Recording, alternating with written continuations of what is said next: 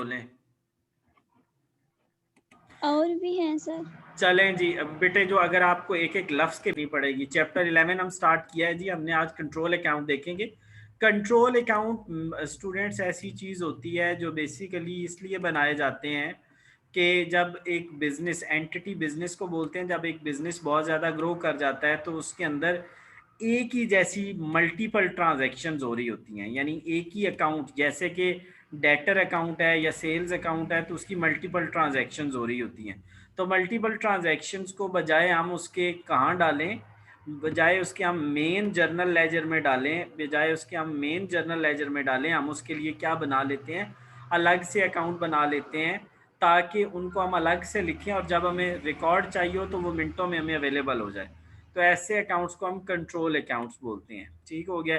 इनमें अगर आप एक एग्जांपल देखें तो रिसीवेबल अकाउंट, रिसीवेबल को बच्चों हम डेटर अकाउंट भी बोलते हैं। ठीक है। अब डेटर्स कौन होते हैं? डेटर्स बेसिकली हमारे कस्टमर्स होते हैं, कस्टमर्स को हम डेटर कहते हैं। ठीक हो गया। तो डेटर्स को हम बच्चों अकाउंट रिसीवेबल भी बोलते हैं, डेटर भी बोलते हैं और कस्टमर्स भी बोलते हैं। तो कस्टमर्स के हम अलग अलग अकाउंट तो बनाते हैं ना, जैसे अली है तो अली का अकाउंट, अहमद है तो अहमद का अकाउंट, बाबर है तो बाबर का अकाउंट। उनका ना हम एक मेमोरेंडम अकाउंट भी बनाएंगे। मेमोरेंडम होता है यादाश्त के लिए अकाउंट बनाना। उस अकाउंट का हम कहते हैं debtor account, total debtor account, या उसको कहते हैं बच्चों टोटल डेटर अकाउंट भी उसको बोलते हैं, और उसके अलावा उसको अकाउंट रिसीवेबल भी बोलते हैं, अकाउंट रिसीवेबल, या उसको ट्रेड रिसीवेबल भी बोलते हैं। ठीक है बच्चों। तो इसका मकसद ये होता जी है कि हमें डेटा रेडिली अवेलेबल हो जाए। हम मैं अगर आपको कहूँ वैस कि यार मुझे बताओ कितने लोगों से हमने कितने पैसे लेने हैं, तो जी कैसे कैसे आप अंदाजा लगाओगे? सर मैं रजिस्टर खोलूंगा या अपना कंप्यूटर खोलूंगा, वहां पे जाके जी सर। कस्टमर अकाउंट या डेटर अकाउंट या रिसीवेबल अकाउंट लगाऊंगा और वहां से मैं देख लूंगा कि इतने पैसे लेने हैं। मैंने कहा किससे लेने हैं, किस किस से लेने हैं। फिर आप एक और बुक खोलोगे और उसमें देखोगे अली से इतने, अहमद से इतने, बाबर से इतने, हमाद से इतने। तो ये बेटे जो मोस्टली कंट्रोल अकाउंट्स बनाए जाते हैं वो trade receivable, trade payable, payroll और इन्वेंट्री के बनाए जाते हैं। तो इसको आप लोगों ने देख लेना है। अब मजीद इसकी एक्सप्लेनेशन अभी शुरू हो ओके सर। जाएगी। अच्छा जी बच्चों, एक यस सर। चीज आपने याद रखनी है कि जो हमारा डेटर अकाउंट होता है और क्रेडिटर अकाउंट होता है, ये आपके पेपर में 5 नंबर का सवाल आना है। 5 नंबर का सवाल आना है।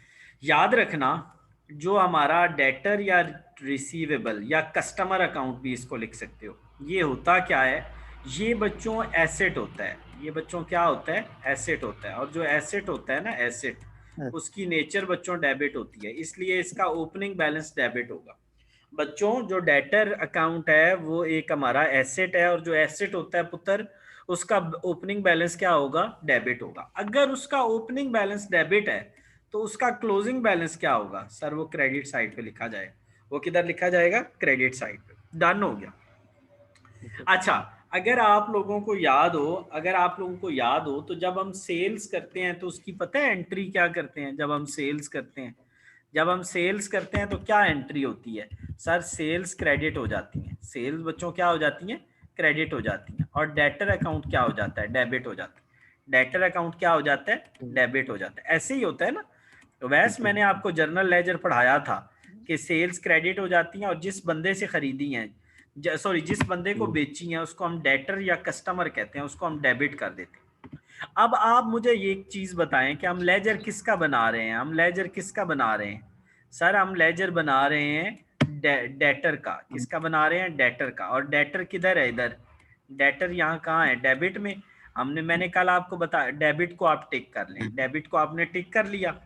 मैंने कहा था कि जब आपने डेबिट को टिक कर लिया, ये देखें आपने डेबिट को टिक कर लिया, लेकिन यहाँ लिखना क्या है? उसके ऑपोजिट। उसके ऑपोजिट क्या है? सेल्स। तो यहाँ आप क्या लिख देंगे? Sales account. क्या लिख देंगे? Sales account. क्या लिख देंगे? Sales account. Next, next, cash receive from customers. Cash receive from, जब हम कैश लेते हैं तो कैश क्या हो जाता है? डेबिट। और जिस बंदे से लेते हैं उसको डेटर या कस्टमर कहते हैं, उसको डेटर या कस्टमर, तो वो डेटर क्रेडिट हो जाएगा। अब यहाँ देखें डेटर क्या हो रहा है इस क्वेश्चन, इस एंट्री में डेटर क्रेडिट हो रहा है। तो मैंने क्रेडिट साइड को सिलेक्ट किया और मैंने क्या कहा था डेटर क्रेडिट में क्रेडिट को सिलेक्ट करके लिखना उसके क्या है ऑपोजिट, कैश अकाउंट। क्या लिखना है? Cash account. ठीक है। अच्छा, अब ये चीजें जो है ना सारी, ये सारी चीजें आप लोगों ने याद करनी है, ये आप लोगों ने याद करनी है कि ये डेटर की डेबिट साइड है और ये क्रेडिट साइड है। इधर ओपनिंग बैलेंस आता है, इधर क्लोजिंग बैलेंस, इधर क्रेडिट सेल आती है, इधर रिसीव फ्रॉम डेटर।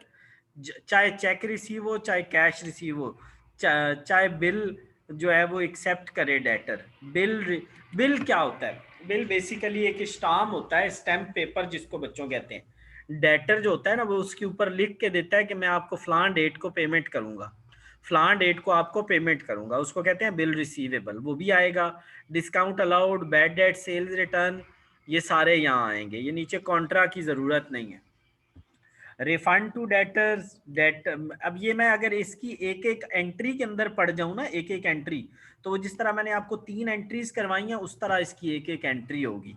वो मुमकिन नहीं है, वो बहुत लंबा आप लोग कर बैठोगे। मैं आपको एक ट्रिक बता देता हूँ। Cheque dishonoured, bill receivable dishonoured और इंटरेस्ट चार्ज, ये भी इसकी डेबिट में आएगा। अब मैं आपको एक ट्रिक बताता हूँ। Debtor account debit, opening balance credit, debtor account debit, credit sales credit, इसकी एंट्री बता रहा हूँ। Debtor account debit, refund to debtor credit, debtor account debit, cheque dishonoured credit, debtor account debit, bill receivable dishonoured credit, debtor account debit और interest charge credit. अब इधर आ जाओ, debtor account credit, और ये ओपनिंग बैलेंस लिखने की जरूरत नहीं है यहाँ पे। Cash receive debit, debtor account credit, bill, cheque receive from debtor credit, sorry, debtor account credit, cheque receive debit, debtor account credit, bill receivable debit, debtor account credit और discount allowed debit, debtor account credit, bad debts debit, bad debts debit, debtor account credit, sales return debit, debtor account credit, contra लिखने की जरूरत नहीं है, closing balance credit. ये सारी इनकी मैंने एंट्रीज आपको बता दी हैं। आपको ये एंट्रीज याद करने की जरूरत नहीं है, आपने बेसिकली ये फॉर्मेट याद करना है। ठीक है, अब आ जाएं ऊपर। फॉलोइंग और the maximum items which can appear in total debtor account, ये तमाम के तमाम आइटम्स की बात कर रहे हैं। While preparing the debtor account, it must be noticed that the debit side show the item which case the, बच्चों इसकी डेबिट में कौन से आइटम्स आएंगे जिनकी वजह से डेटर अकाउंट इंक्रीज होता है। क्या होता है इकरा बेटा?